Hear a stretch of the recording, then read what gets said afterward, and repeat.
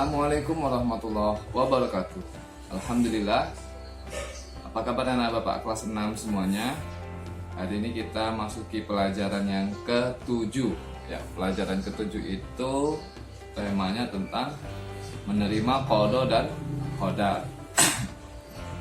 Bagi kamu yang sudah punya buku, boleh dibuka halaman 65. Tapi sebelum kita mulai, kita doa dulu yuk.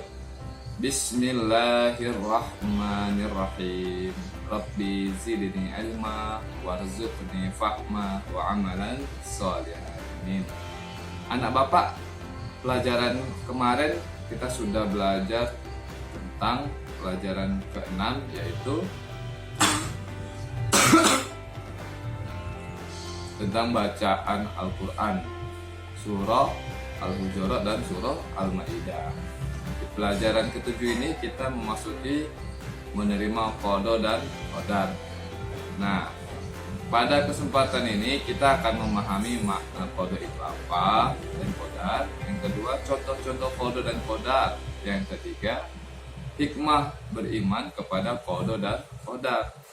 Kenapa? Karena qada dan qadar merupakan rukun iman yang keberapa? Ke-6. Ingat ya, qada dan qadar merupakan rukun iman yang ke-6. Baik, sekarang kita buka halaman 66 bukunya. Pernah kamu melihat bayi? Pasti pernah. Pernah melihat matahari bersinar dari arah timur? Pernah. Pernah kamu menjadi juara dalam suatu perlombaan? Pasti pernah. Nah, bapak, itulah contoh qada dan qadar. Bayi yang lahir, matahari yang terbit dari timur, kemudian juara perlombaan atau pertandingan, itu semuanya merupakan contoh qada dan qadar. Baik, kalau kita perhatikan di bukunya halaman 67. Perhatikan halamannya 67, memahami makna qada dan qadar. Nah, qada itu adalah keputusan atau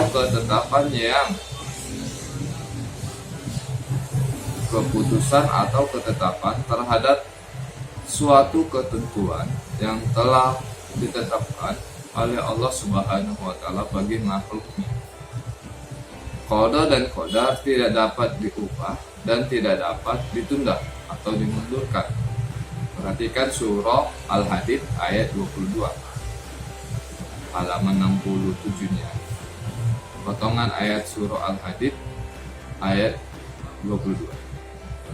Perhatikan, a'udzubillahi minasyaitonirrajim.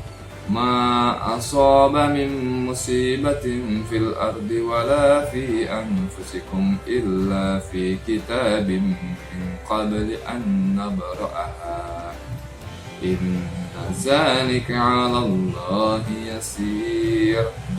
Artinya, setiap bencana yang menimpa di bumi dan yang menimpa dirimu sendiri, semuanya telah tertulis dalam kitab Lauh Mahfuz sebelum kami mewujudkannya. Sungguh yang demikian itu mudah bagi Allah. Jadi segala bencana yang terjadi di muka bumi ini tidak ada yang mengetahuinya.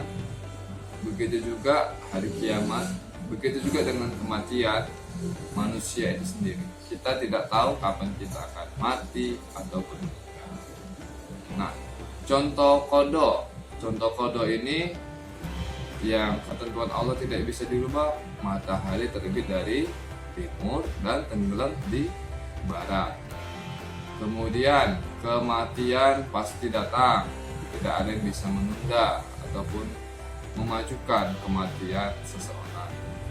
Yang ketiga, bumi serta planet berputar pada porosnya. Jadi nggak mungkin bumi atau planet itu tidak berputar pada porosnya atau berlawanan arah, itu sudah qada Allah, tidak bisa dirubah. Nah, hikmahnya apa beriman kepada qada? Tentu bagi kita seorang pelajar, hikmahnya adalah datang ke sekolah atau segala kegiatan tepat waktu, ya kan?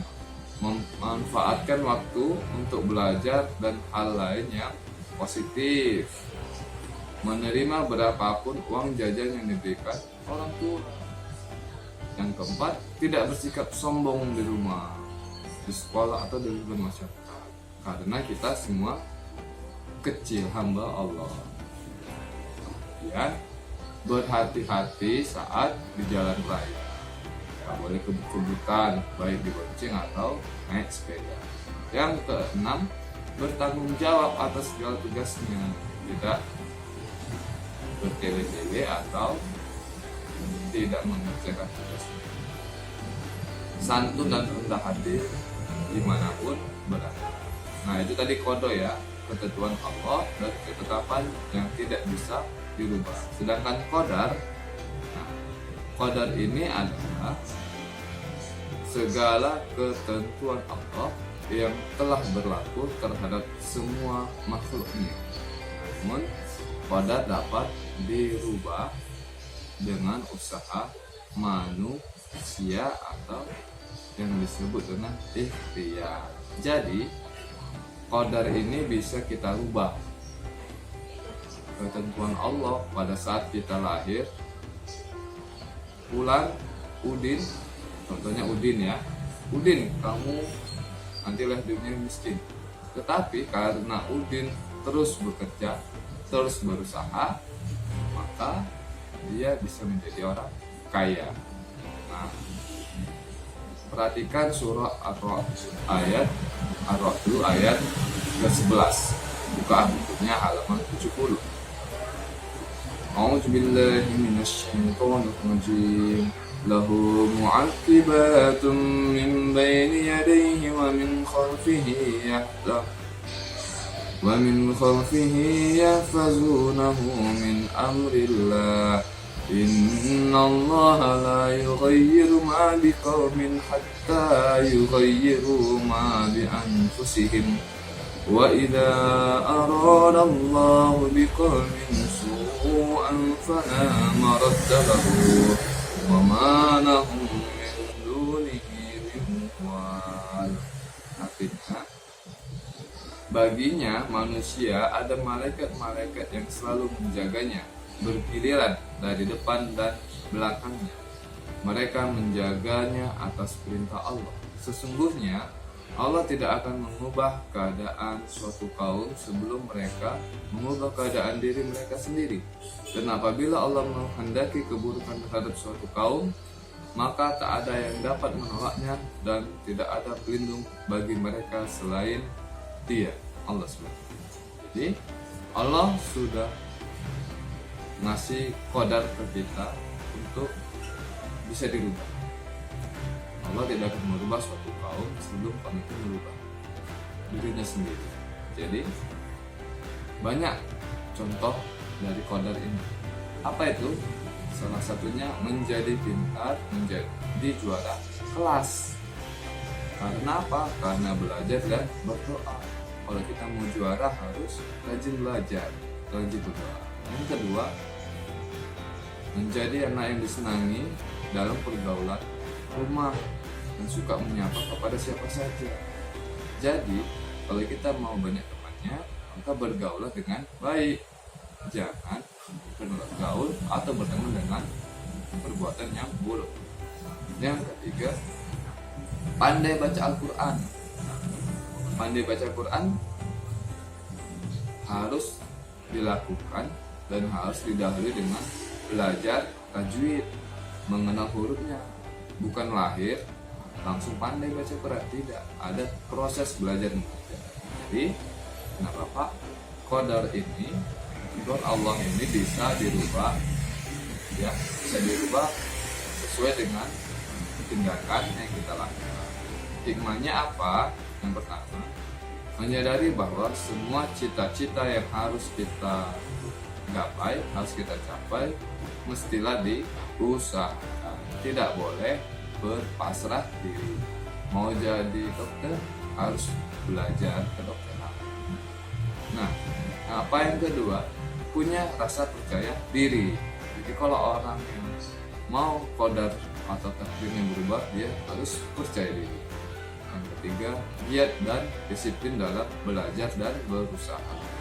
Jadi kalau mau ujian, usahanya apa? Belajar di rumah, bukan belajar mencontek, gitu ya. Jadi Bapak, kesimpulannya, qadar adalah ketentuan Allah yang tidak bisa dirubah. Contohnya seperti matahari terbit dari timur, tenggelam di barat. Qadar adalah segala keputusan ketentuan Allah yang telah ditetapkan dan bisa dirubah oleh ikhtiar atau usaha manusia. Contohnya menjadi kaya, menjadi pintar, banyak isu kehidupan. Jadi semuanya itu bisa kita lakukan dan bisa kita ubah. Mungkin itu saja penjelasan singkat dari materi pelajaran 7. Mudah-mudahan bisa dipahami. Tetap semangat belajarnya walaupun di rumah. Salam.